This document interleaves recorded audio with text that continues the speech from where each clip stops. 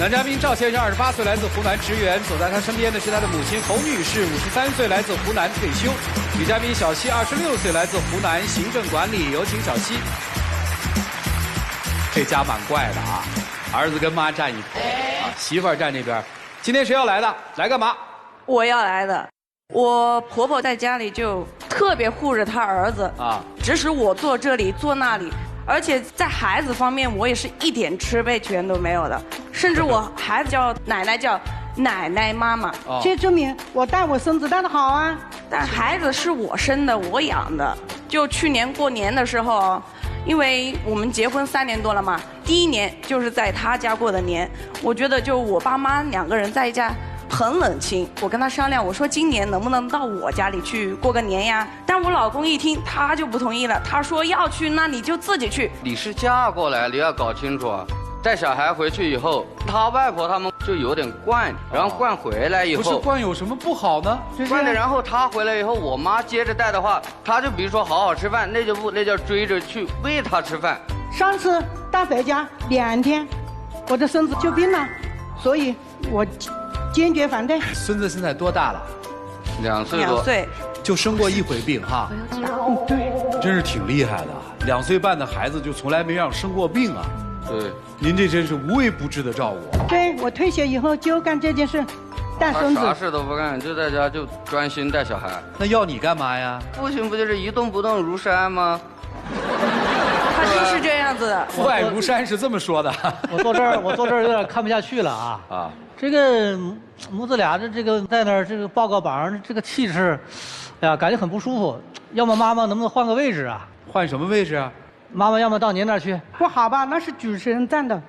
我倒不介意，我主要怕你儿子没了靠山，不知道怎么活了。他在家里就是这样子的，比如说，我就想让他去锻炼一下嘛，刷个碗什么的，他就会马上就唱一个他那编的那怪歌。他妈一听，哎，乐呵的就赶紧去帮他做了，或者是什么歌啊？你让他唱出来，你们听听。天天都唱是吗？对，比如说要问他妈要点钱，他也会唱那个歌。你唱乞讨歌，来唱听2句，听2句。哎，不叫乞讨歌啊，这叫妈妈的爱啊。学习一下，学习一下啊。这有什么不敢唱的，对吧？妈妈啊，妈妈。帮我做点事吧，妈妈啊，妈妈，给我1点钱花。他每次就唱这个歌，他妈就很开心。开心啊！我妈疼我呀，真开心是吧？从小都是这样的。不都长大了吗？还小，在我婆婆的眼里，他就是个小孩。您是不觉得有问题对吧？特别幸福哈。对。所以其实他挺多余的哈。也没有，她是我孙子的妈妈。他挺多余的，我听下来，您带孙子，您伺候儿子，这就要他干嘛呀？我儿子也干呀。没有，就比如说上次过年，我不是说的刚才吗？我婆婆就不肯他去，说儿子要留在家里做家务。我知道这就是个幌子，他在家里哪里做过家务？哎，为什么你不跟着一起回啊？他心也小，特记仇。刚开始跟他谈恋爱的时候，他爸妈就有点觉得配不上的意思。不是这现在姑娘不是都嫁了，这事儿就翻篇了吗？翻篇过去也没什么好脸色。所以我就想着，一直想着就缓和他们之间的关系嘛。回去转天，他就跑过来了，直接当着我爸妈的面就要把孩子给抱回去。我爸妈看着大过年的是吧，也不好直接当着面去说他。他走了以后就在那里跟我抱怨，我觉得就特别心里很不舒服，你知道吗？那你做过什么去反抗了吗？为什么造成2000块钱一个月啊？我以前当舞蹈老师的时候，我的工资不会比你低，只会比你高啊。他就觉得我有点搞暧昧一样了，然后我就觉得那时候谈爱是想和他结婚嘛，然后我就正好我说那就换个工作，我叫我妈就给我找了一个相对一点稳定的这种单位。他现在反而就怪我，其实你工资低是他造成的，是吧？啊，也有一部分原因。哎，你们俩现在既然这么苦大仇深的，搬出去自己过呀？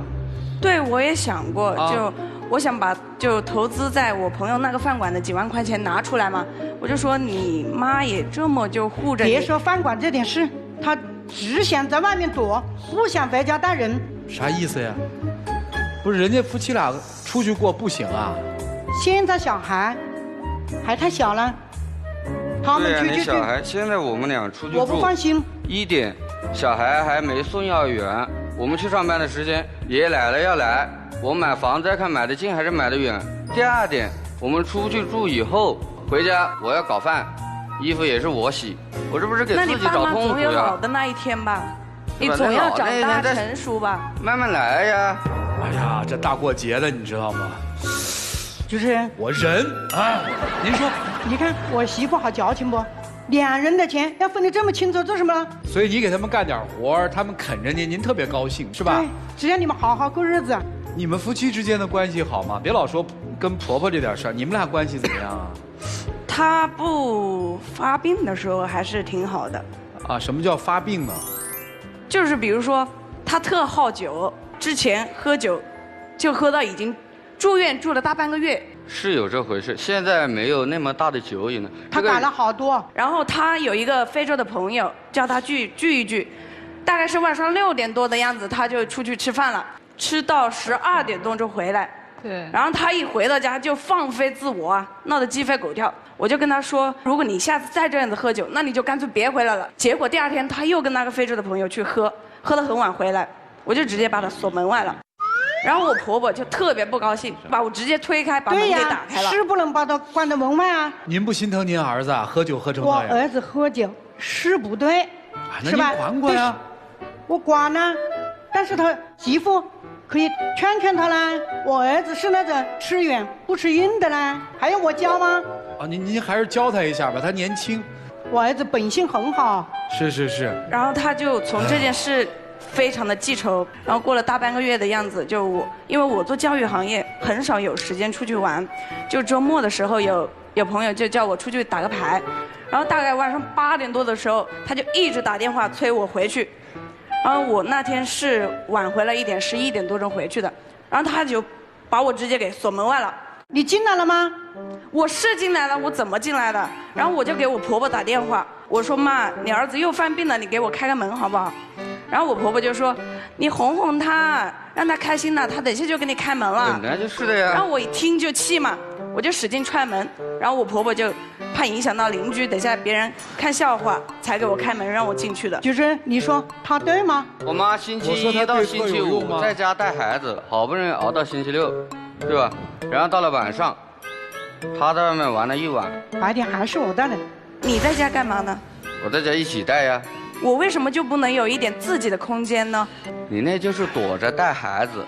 就说到带孩子，他特别的不用心。带孩子就是给我孩子一个平板，让他看动画片，就看很久很久。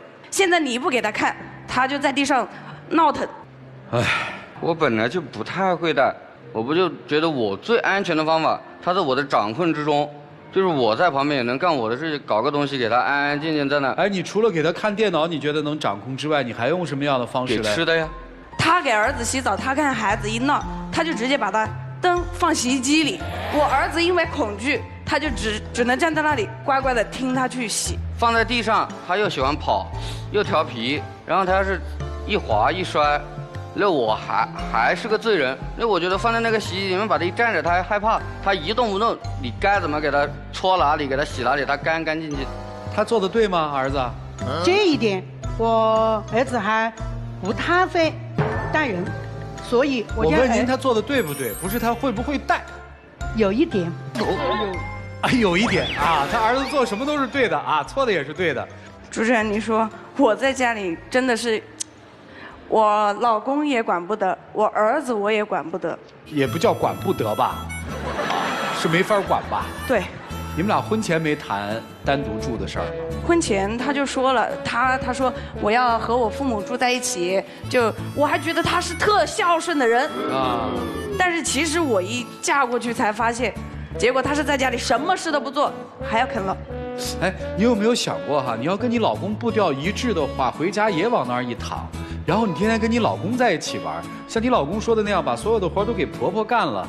其实我看这个家庭也挺太平的，是吧？那不可能的，是吧？我儿子也不像他说的，什么事都不做。现在我儿子进步好多，他会盛牛奶给小孩，他会给他的崽洗衣服，还会把尿。这是我媳妇说的太严重了。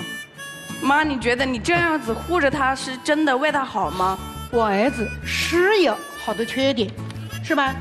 我来教呢，我来说呢，但别人说我就不高兴。哦，那您儿子有什么缺点啊？我儿子就是除了懒惰，就没什么缺点。他一不打牌，就有点点喝酒。哦，就喝到住院半个月有点点叫有点点喝酒。对，没在外面乱搞了。现在喝酒喝的少了啊，你们家人知道你们现在生活是这么一种状态吗？我不敢说。我相信你一开始其实挺享受跟婆婆住在一起的生活的，对吧？对，是的。什么都照顾。什么时候你突然意识到这件事儿不对了？在我儿子出生之前，我都没发现这些问题啊。有了孩子以后就发现了。怎么就有了孩子就发现了呢？是因为婆婆带你的儿子，你觉得有问题是吧？就特别护着他，惯着他，就养成了这没错呀，隔代一些不好亲呀，的习惯。因为我也知道，就他们家一直就是一脉单传嘛，我也能够理解，我也很感激我婆婆就对我们的这些付出，但是我就真的希望我的婆婆能够放手。你媳妇儿说的话对吗？不对。问您儿子呢？我觉得这个，他有时候有点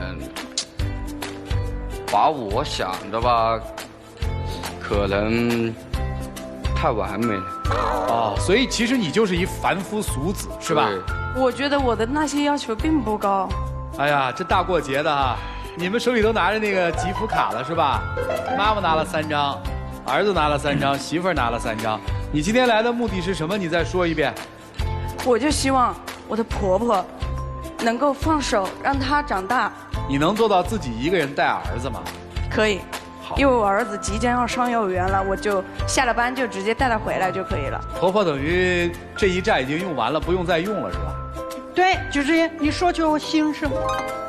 哎呀，我难得说出别人的心声，可不容易了哈。孩子大了啦，就想翅膀硬了，就想飞走了。这就是您想的是吧？对呀。那这些孙子上了幼儿园之后，你愿意让他们自己去住吗？我肯定不愿意，我儿媳我当女儿看待。我宠儿子不就是为了他吗？儿子舒服就不得跟他吵啦，两人不就好好过日子吗？但我儿子是不对啦，你不能让一点吧？我来弥补你啦，这个日子不就好过了吗？啊，懂了懂了，就是反正什么苦都您吃，对吧？对啊，让他们甜蜜就行了。对，您苦死都行，是这意思吗？对，你说到我心坎里了。哎呀，可惜我不能拿福哈，你们来拿这些福吧。接下来我们一起进入吉福时刻。生活当中，你儿子到底是怎样的，我们不太清楚，因为我们只看到了舞台上，通过儿媳妇的描述和我们亲眼所见的。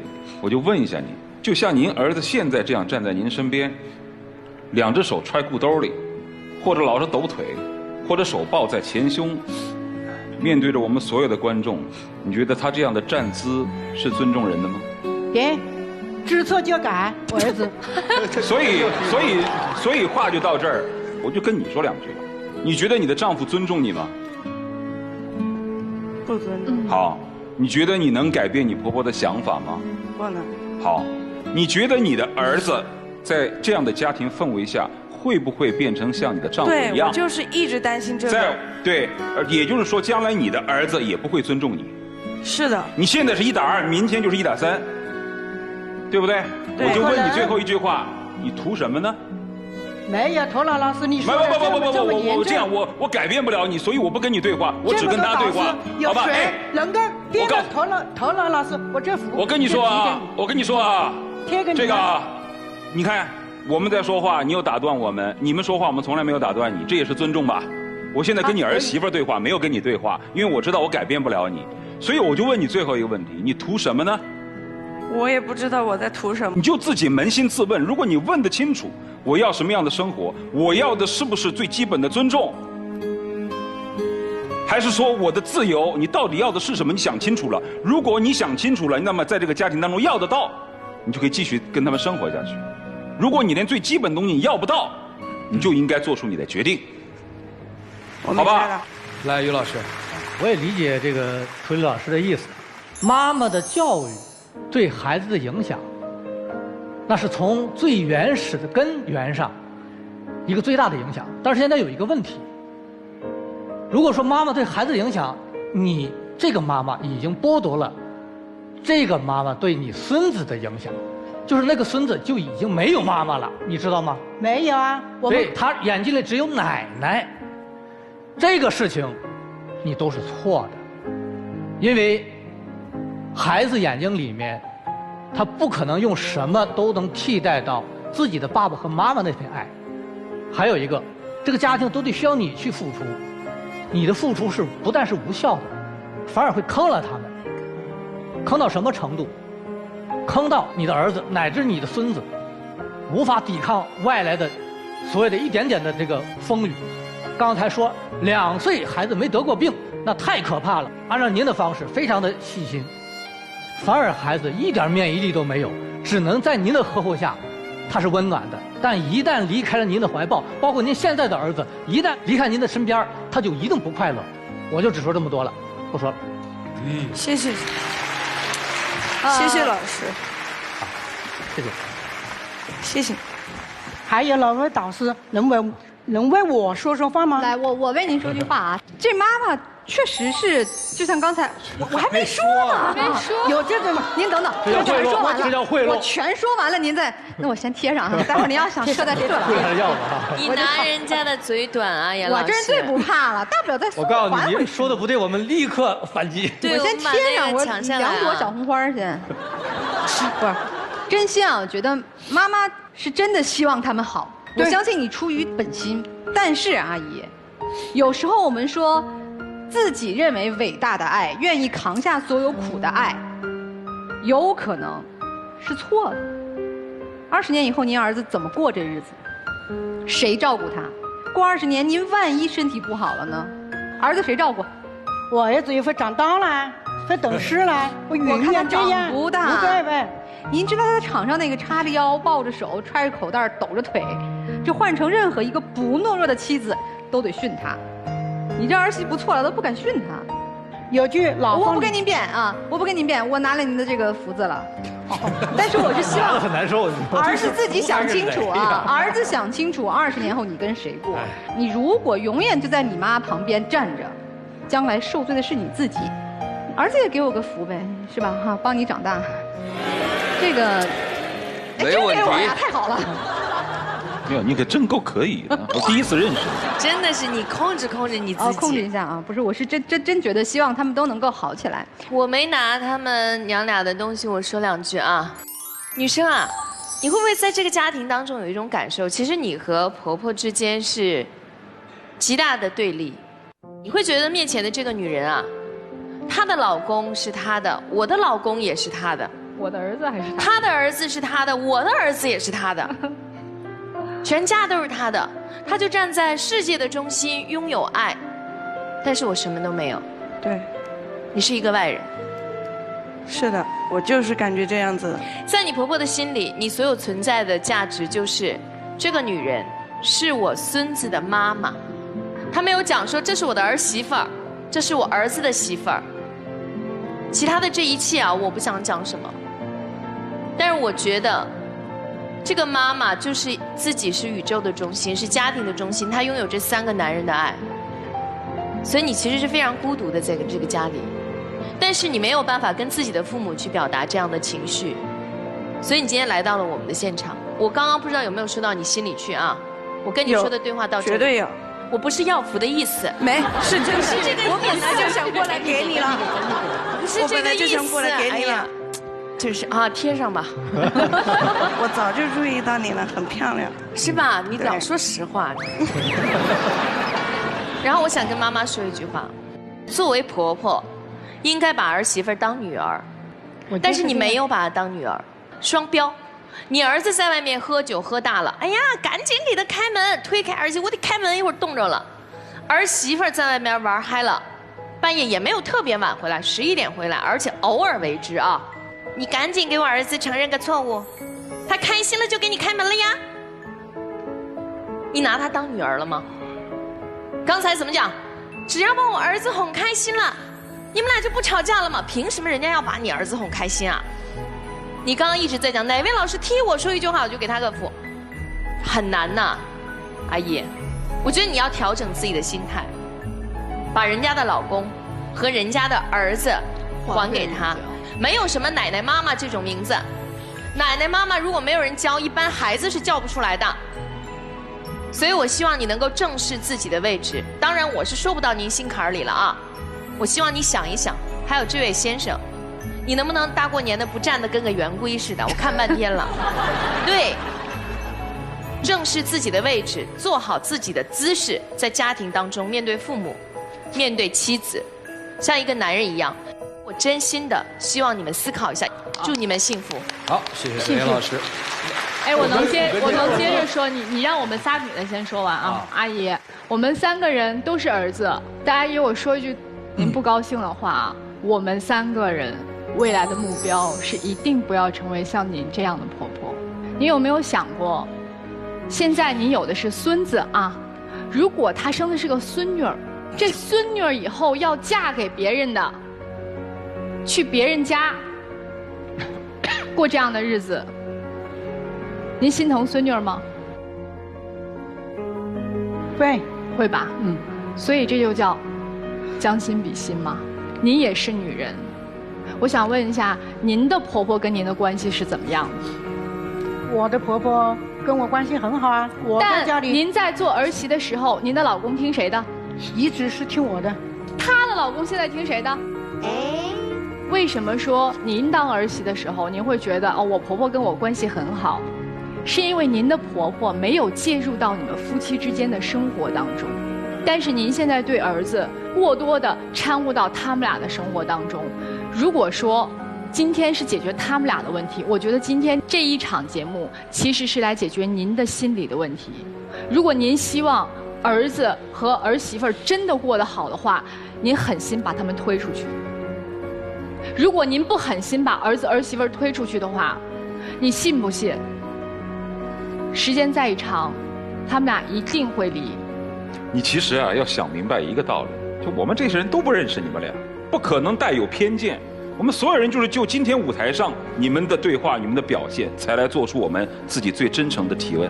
所以阿姨就还是那句话，为了孩子，您是他的妈妈，陪他跑完第1场接力赛，这个接力棒该交给媳妇儿了。您就做到儿子上了幼儿园之后，您就多跟自己老公出去钓钓鱼、旅旅游、散散心。对，说得好，谢谢，说得好，人也长得漂亮。谢谢，自己听一下。您媳妇儿多好呀，好好对媳妇儿，我儿媳妇对女儿一样看待她。对呀。我想跟儿子对话。我其实有着跟你相似的经历，我也有一个非常溺爱我及我哥的妈妈，什么都为我们操心，什么家务我也不干。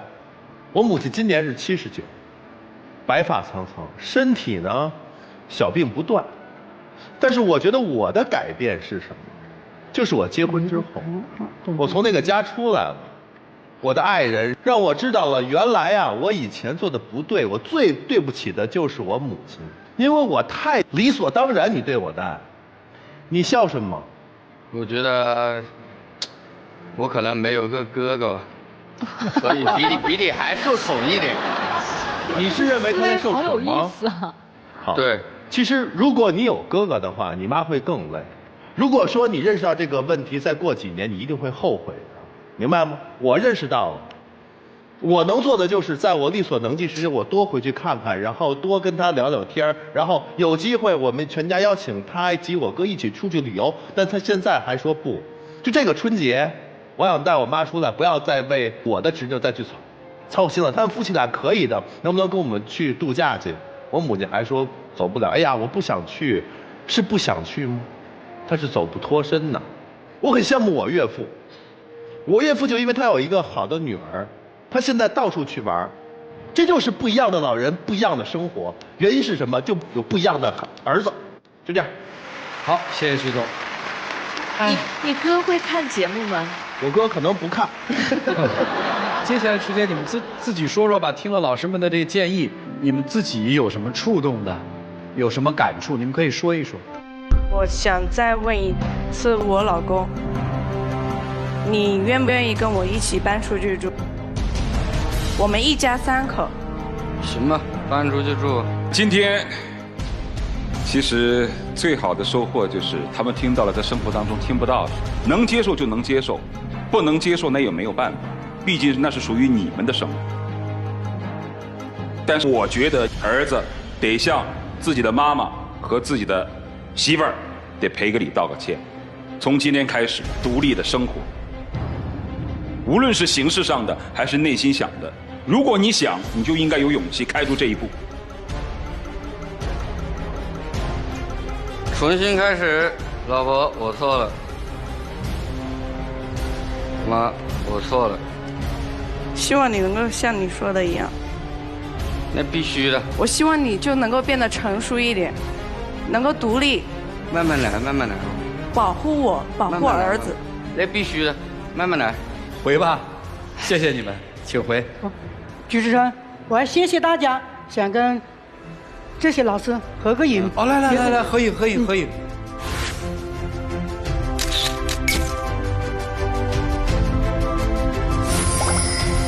谢谢您，请回。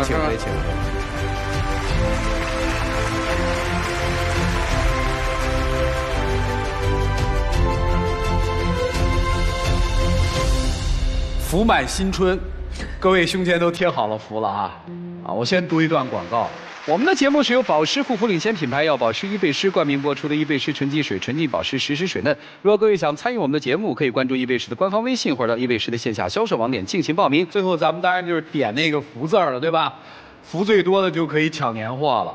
在此之前，我再给你们设置一道关，每人要简短的谈谈你跟爱宝这事。10年酸甜苦辣，我在这个舞台上的这一刻，我做到了我分内应该做的事儿，我觉得我帮助一点点，我觉得就是欣慰的。当他离开的那一刻，我觉得我也是幸福的，我愿意幸福的和爱宝一直走下去。好，陆琪老师。我希望未来的10年、20年，爱宝可以成为我们每一个中国家庭的婚姻和爱情的诉说者和记录者。好，谢谢。好，左岩老师。我是爱宝最年轻的一个老师，就是来的年头最短的。我是爱宝3年纯啊，不像你们都已经10年纯了。但是这3年当中，我学习到了很多的东西，然后也希望我能像过去的3年一样，在未来的日子当中，在这个舞台上，只说我想说的，只说我认为是真的话给大家听。然后我希望未来的20年，我可以成为爱宝20年以后的女儿红。好，谢谢左岩老师。爱情保卫战10年，我在这个舞台上见证了很多的悲欢离合。我希望所有的人呢，包括我们在内，都能因为爱情，能让自己更加的成熟，更加的包容，并且呢，越来越幸福。好，谢谢。爱宝就像一扇窗，为我们打开了老百姓的日子，让我们看到了千家万户的景象。但其实每一个家庭，他们最终的目标都是追求幸福。我就希望我们的爱情保卫战又是一扇窗，这扇窗打开就是给你们找到幸福的一个目的地。这10年我最大的感受就是，我保证，我尽力了。我想跟我们所有的观众朋友说，爱宝走过10年了，我特别希望接下来的10年、20年、30年，我们能一起携手，真正找到通向幸福的道路。希望大家都能收获美好的爱情。谢谢。你们是让那个福特。